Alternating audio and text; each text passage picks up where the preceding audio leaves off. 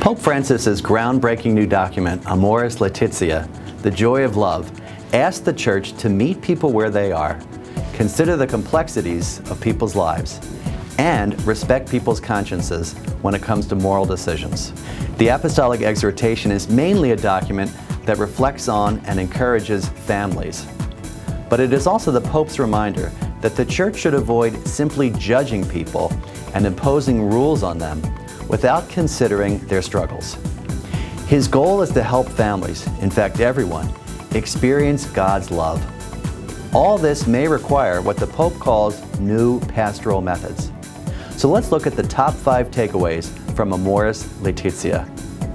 The Church needs to understand families and individuals in all their complexity. The Church needs to meet people where they are. So pastors should avoid judgments that don't take into account the complexity of various situations. In other words, one size does not fit all, and black and white thinking is not helpful. People are encouraged to live by the gospel, but they should also be welcomed into a church that appreciates their struggles and treats them with mercy. Overall, Pope Francis calls for an approach of accompaniment. The role of conscience is paramount in decision-making.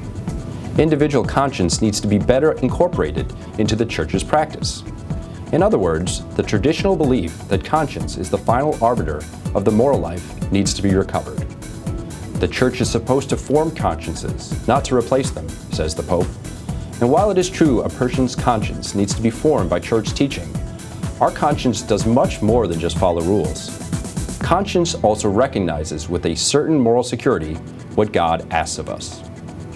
Divorced and remarried Catholics should be more fully integrated into the Church. Divorced and remarried people are not excommunicated.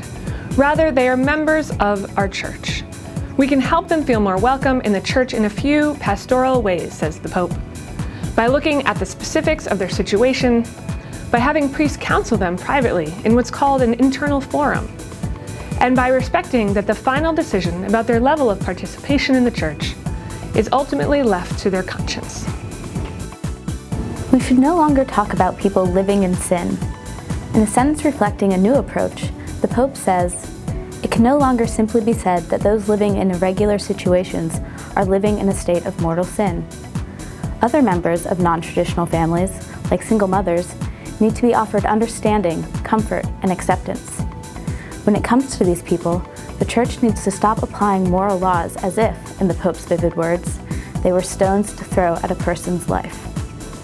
Traditional teachings on marriage are affirmed, but the Church should not burden people with unrealistic expectations. As the Church has always taught, marriage is between one man and one woman. Marriage is indissoluble, and same-sex marriage is not considered. At the same time, the Church has often put upon people what Francis calls an artificial theological ideal of marriage that is removed from people's everyday lives. At times, these ideals have been a tremendous burden, and to that end, priests need to be better trained to understand the complexities of people's married lives. Overall, Amoris Laetitia asks the Church to help families of every sort and people in every state of life. They need to know that even in their imperfections, they can be homes for God's love, as well as places where people will experience that love. The new apostolic exhortation offers a vision of a pastoral and merciful Church that welcomes and encourages families and all people to experience the joy of love.